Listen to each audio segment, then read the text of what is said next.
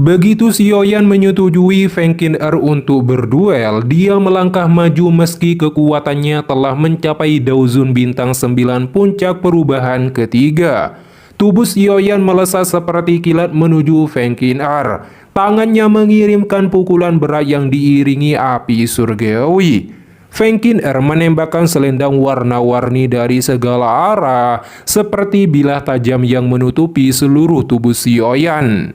Xiaoyan berkata, trik lamanya masih sama, kekuatanmu meningkat tetapi tidak dapat mengendalikannya. Kamu seperti pengemis yang telah mengambil harta karun.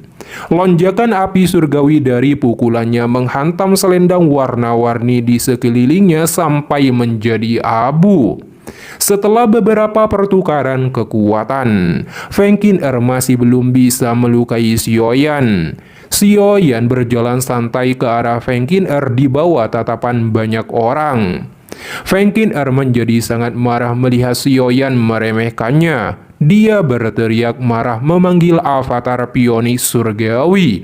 Lonjakan Douji melonjak keluar dari tubuhnya dan membentuk sosok avatar pionik surgawi raksasa di langit. Gelombang demi gelombang tekanan kuno menyebar darinya. Feng Qin'er dipenuhi kebencian menunjuk ke arah Xiaoyan sembari berkata, "Matilah." Pionik membawa kekuatan menakutkan, melesat dengan kejam ke arah Xiaoyan di bawah. Itu masih trik kecil yang sama. Xiaoyan menyeringai melihat serangan ini.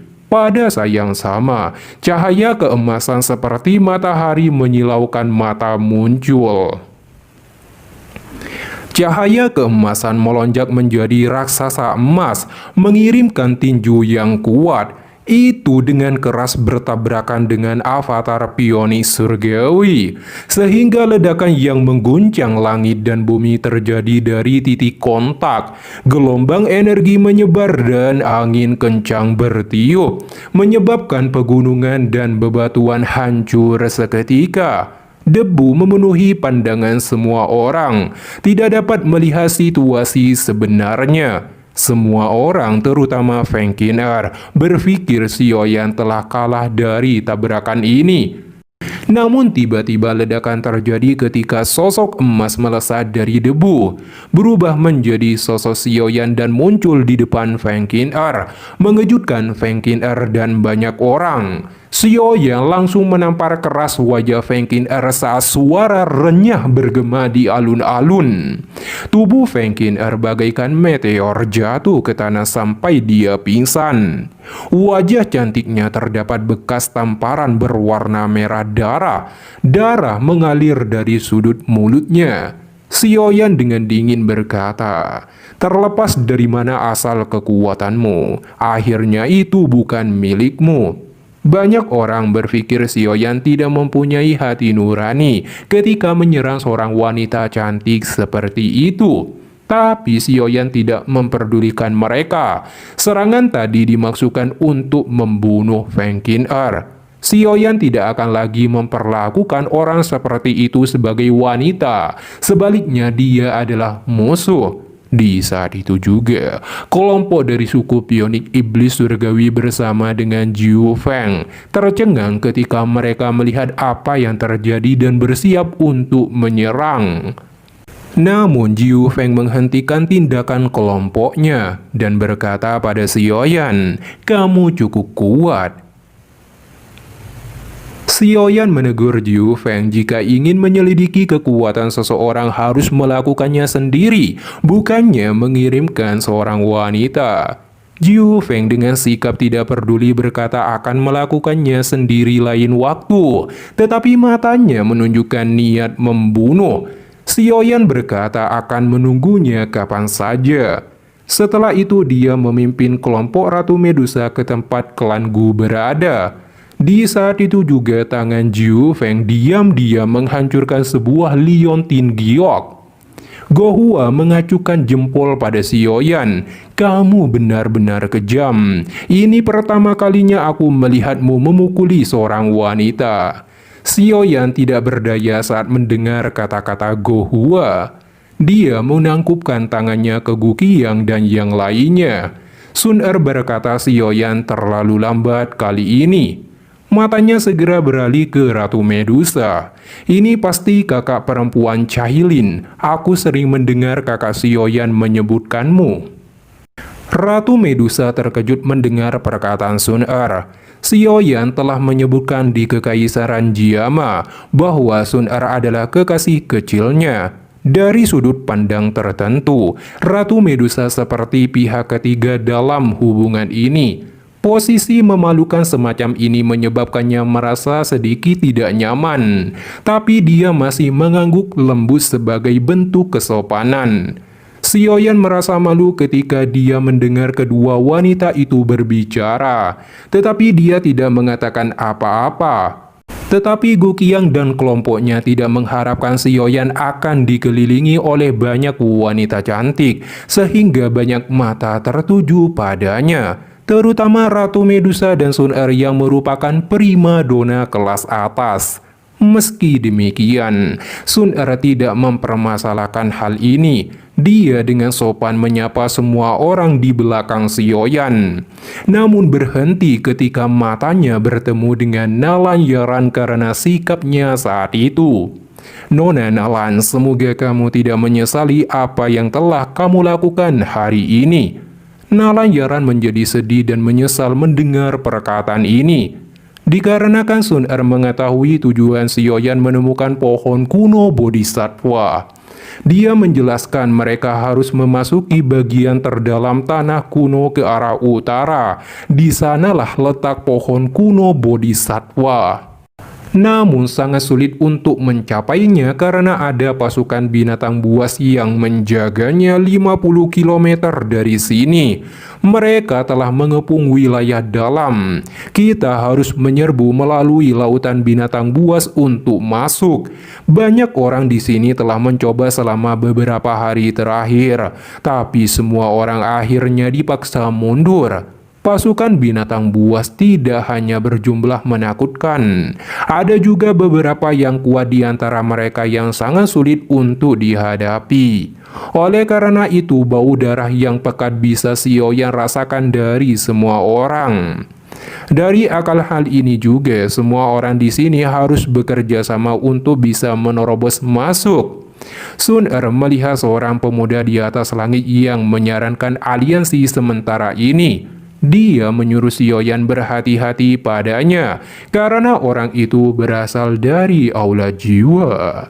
Dia juga merupakan dua orang dari generasi muda klan Hun, dan akan menjadi kepala klan Hun berikutnya.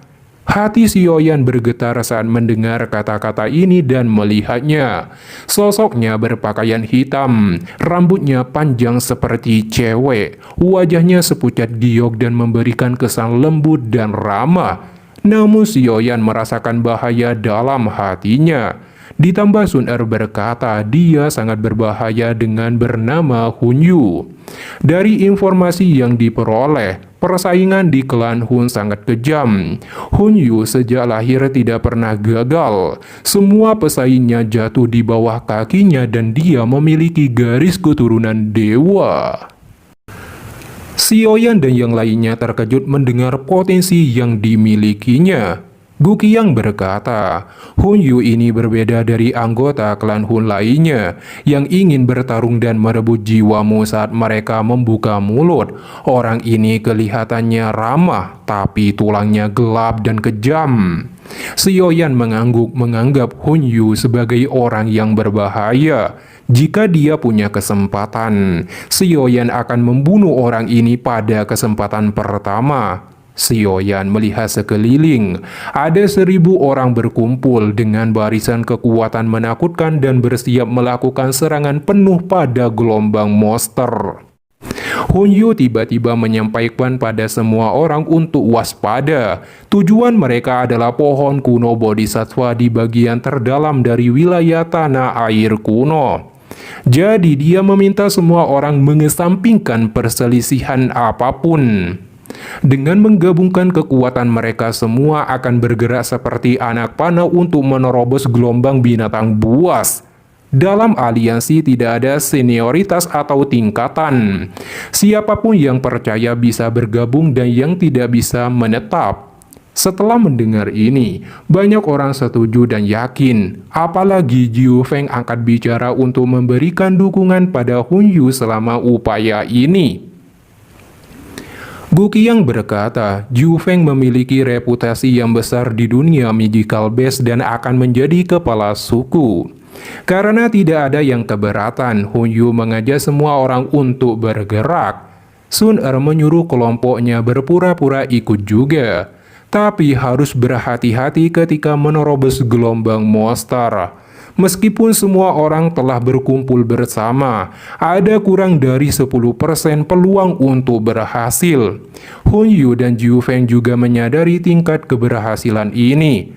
Mereka hanya berencana menggunakan kekuatan orang-orang ini untuk menembus lebih dalam ke gelombang binatang buas. Pada saat itu, mereka akan dapat mengandalkan kekuatan mereka sendiri untuk memanfaatkan situasi dan menerobos. Sebagian besar orang yang tersisa akan menjadi makanan bagi binatang buas ini. Xiaoyan terkejut mendengar semua orang ini akan menjadi tumbal. Segera setelah itu, Hun Yu memimpin semua orang dan kelompok Xiaoyan bergerak terbang ke arah utara. Ketika kelompok besar terbang di atas gunung hijau, mereka melihat dataran hitam tak berujung, seperti ngarai yang sangat besar dan panjang. Xiaoyan terkejut melihat banyaknya binatang buas dan menakutkan berada di sana dengan raungan ganas seperti guntur. Dia bertanya-tanya apakah pohon kuno bodhisatwa di balik gelombang binatang ini. Hun Yu menginstruksikan kelompoknya akan menyerang lebih dulu, dan ketika mereka kelelahan, giliran orang lain untuk mengambil alih pertempuran. Kemudian Hun Yu dan 10 orang berjubah hitam membentuk formasi, mulai bergerak ke depan, diikuti banyak orang dan kelompok Xiaoyan berada di tengah-tengah kerumunan. Para binatang buas yang melihat mereka segera menyerbu dengan skala penuh. Dao Qi yang menakutkan melonjak keluar dari tubuh kelompok Hun Yu di depan sebelum menembak ke depan. Semua binatang buas dalam jarak 1000 kaki hancur menjadi kolam darah dalam sekejap. Pada saat yang sama, kelompok besar ini dengan kejam menyerbu ke dalam gelombang binatang buas dan mulai pertempuran yang membabi buta. Binatang buas dalam jarak 1000 kaki dihancurkan sampai mati. Kelompok besar Xiaoyan terletak di dekat bagian tengah rombongan. Beberapa pilar Dao Qi diayunkan, membunuh binatang buas yang mendekat di sekeliling mereka. Pada saat yang sama, mata mereka terus menyapu sekeliling. Semua orang terus bergerak maju karena gelombang binatang ini tidak begitu kuat, sehingga mereka terus menerobos 10.000 kaki. Sun Er melemparkan pilar Dao Qi untuk membunuh 2 binatang buas, dan berkata dari sini sudah melihat beberapa binatang buas di kelas Dozong. Jika terus maju, mereka akan bertemu binatang setara Daozun, dan saat itulah pertempuran yang sebenarnya dimulai. Ada banyak sekali binatang buas di depan mereka, di kiri, kanan, dan bahkan di langit. Mereka tidak bisa lagi mundur. Yang bisa mereka lakukan hanyalah maju ke depan sampai mereka menerobos gelombang binatang buas. Saat ini kelompok Hun Yu melakukan yang terbaik untuk menyerang binatang buas di depan dan membantai. Banyak orang terus menjelajah lebih dalam di bawah bimbingan kelompok Hun Yu, sehingga meningkatkan kepercayaan mereka. Tetapi untuk kelompok Xiaoyan tidak. Kemajuan cepat ini berlanjut sekitar 20.000 kaki sebelum jelas melambat. Beberapa dari binatang buas mampu menyerang kelompok. Setelah itu mereka bertukar pukulan dengan beberapa ahli.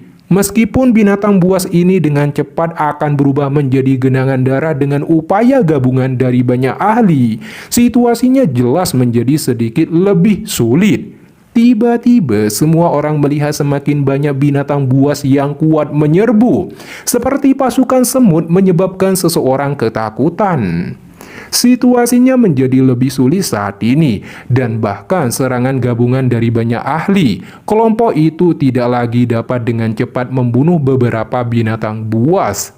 Pertempuran fisik yang mengerikan akhirnya pecah, sehingga kecepatan mereka menerobos gelombang binatang buas menjadi sangat lambat.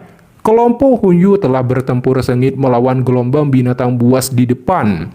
Dengan pengurangan kecepatan ini, monster buas dari kiri, kanan, dan tengah dengan cepat mengepung lalu menyerang. Meskipun sebagian besar binatang buas dibunuh oleh upaya gabungan beberapa ahli, beberapa binatang buas yang sangat kuat masih berhasil melukai dan membunuh mereka.